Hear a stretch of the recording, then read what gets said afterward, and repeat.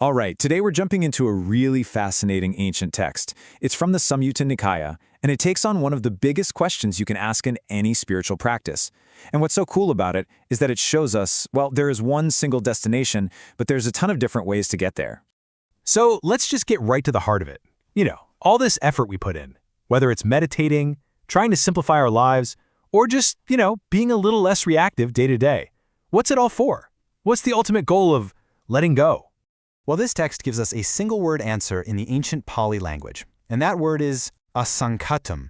Now, I know it probably sounds a little obscure, but trust me, what it points to is absolutely profound. So let's spend the next few minutes really unpacking what this word means, and more importantly, how this text says we can actually get there.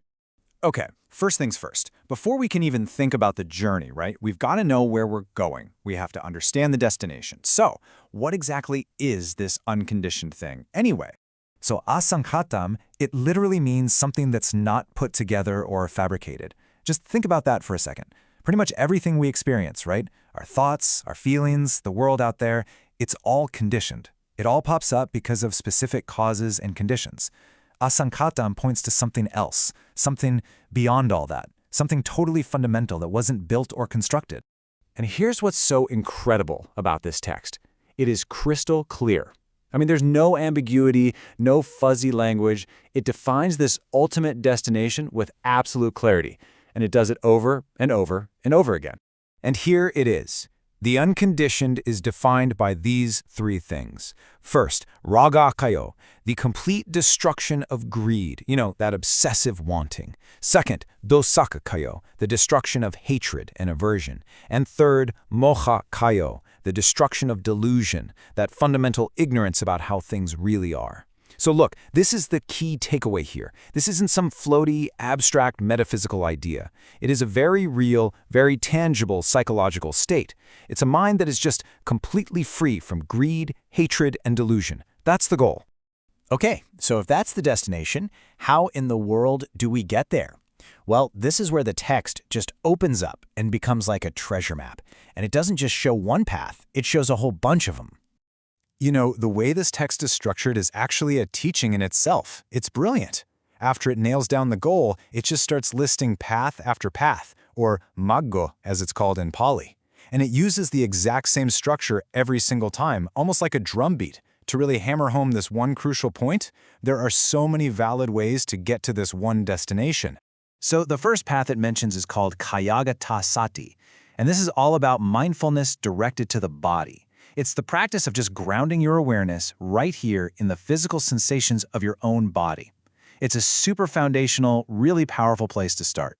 Next up, it gives us that famous pair, samatho and vipassana. So samatho is all about tranquility, calming and stabilizing the mind. And vipassana is about insight, seeing the nature of reality with total clarity. The text presents them like two sides of the same coin. They just work together. It even talks about different kinds of samadhi or meditative concentration as being paths all by themselves. It covers everything from states where you've still got a little bit of thinking and reflection going on, all the way to states of really deep, silent absorption. And yeah, it definitely gets into some more advanced practices, like sunyata samadhi. This is concentration that's focused on the idea of emptiness. It's this incredibly deep investigation into how things really exist, not as these solid, separate things, but as these constantly changing, interconnected processes. Then, the text just dives right into some of the most famous frameworks in this whole tradition. It lays out things like the 4 establishments of mindfulness. That's all about grounding your awareness. Then the 4 right efforts, which is for cultivating a really wholesome mind. And the 4 bases of power for developing this deep, intentional concentration. And here's the kicker. Each one of these is presented as a complete path, all by itself. And believe me, the list keeps going. It talks about the 5 faculties. These are qualities you develop, things like faith, energy, and wisdom. Then it lists the 5 strengths, which are basically the exact same qualities but developed to the point where they are just unshakable. And it even brings in the famous 7 factors of awakening, those mental states you cultivate that lead you straight to liberation. And finally, it gets to the one you've almost certainly heard of, the Aryo Atangiko Mago, the Noble Eightfold Path. Yep, right view, right intention, all the way through to right concentration. And this is so brilliant because it shows that even this incredibly comprehensive path is presented as just one powerful option in a whole toolkit full of practices. Now, after laying out each and every single one of these paths, the teacher in the text does something, well, something pretty remarkable. He wraps up each section with the exact same personal instruction. So this isn't just a list of theories, you see. It's a direct, heartfelt plea. Just listen to the sound of the Pali for a second. There's a certain rhythm to it, a real sense of urgency. This phrase just keeps showing up again and again, almost like a chorus in a song, reminding you of what really, truly matters. And here's what it means. It's a direct command. It's like he's saying, look, I've given you the map. Here are the places to practice, at the roots of trees, in empty dwellings. Now you have to do the work. Meditate. Don't be negligent. Don't slack off, because you do not want to get to the end and have regrets. This totally transforms the whole text, doesn't it? It goes from being some philosophical document to a super practical, heartfelt training manual. All right, so what's the big takeaway for us? Like for you and me, right here, right now? Why is this ancient way of laying things out still so incredibly relevant? Well, the core message is really this. There is one super clearly defined goal. And get this, the full text actually uses over 30 different synonyms for it. Words like Nibbāna, which means extinguishment, and Amatam, the deathless. But they all point to the exact same thing, the end of greed, hatred, and delusion. And to get to that one goal, there are dozens of skillful paths. So, the most important thing to get from all this is that you gotta let go of the idea that there's only one right way to practice. That is such a common trap to fall into. The message of this text is the complete opposite.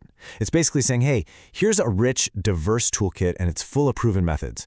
Your job isn't to try and master every single tool. No way. It's to find the tool, or maybe the combination of tools, that really works for you, the one that resonates and helps you along your path. And really, that brings us to the final question for you. This ancient teaching, it's not some rigid, one-size-fits-all blueprint. It's an invitation. It's handing you this amazing toolkit, filled with everything from the simple practice of being mindful of your body, all the way to these profound states of concentration. So the only question left is, which tool are you going to pick up first?